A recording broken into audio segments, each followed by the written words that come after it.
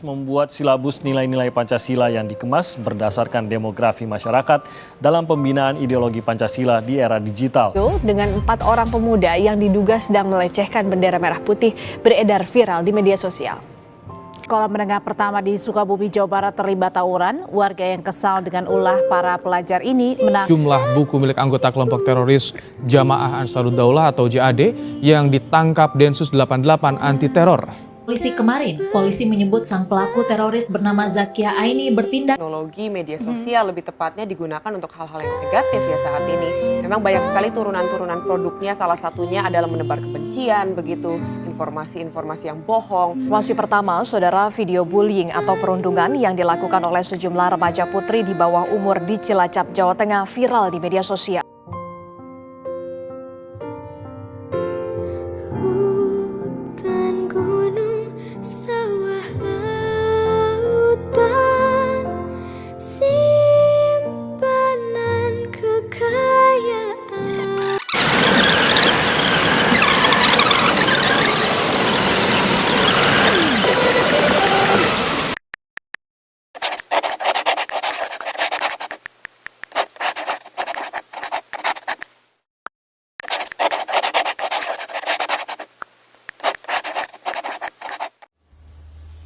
Di tengah derasnya arus informasi di era digital, penggunaan formula tepat dalam penanaman nilai-nilai Pancasila, khususnya generasi milenial, menjadi tantangan tersendiri.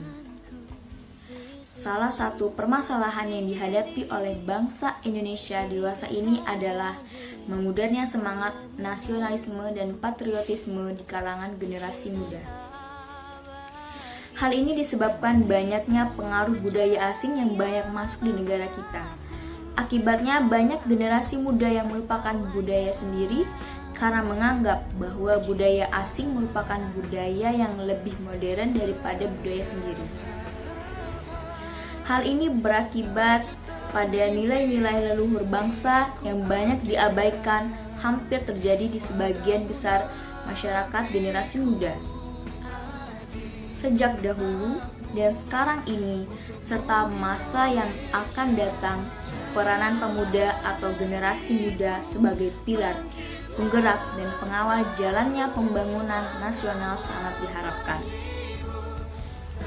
Melalui organisasi dan jaringannya yang luas, pemuda dan generasi muda dapat memainkan peran yang lebih besar untuk mengawal jalannya pembangunan nasional. Permasalahan yang timbul akibat rasa nasionalisme dan kebangsaan yang memudar banyak terjadi belakangan ini. Banyak generasi muda atau pemuda yang mengalami disorientasi, dislokasi, dan terlibat pada suatu kepentingan yang hanya mementingkan diri pribadi atau sekelompok tertentu dengan mengatasnamakan rakyat sebagai alasan dalam kegiatannya. Pancasila sebagai dasar dan ideologi negara merupakan hasil kesepakatan Bapak pendiri bangsa ketika negara Indonesia didirikan. Dan hingga sekarang di era globalisasi ini, negara Indonesia tetap berpegang teguh kepada Pancasila sebagai dasar negara.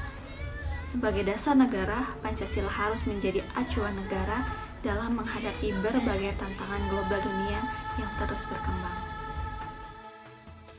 Di era globalisasi ini, peran Pancasila tentu sangat penting untuk tetap menjaga eksistensi kepribadian bangsa Indonesia. Karena dengan adanya globalisasi, batasan-batasan di antara negara semakin tak terlihat. Sehingga berbagai kebudayaan asing dapat masuk dengan mudah ke masyarakat.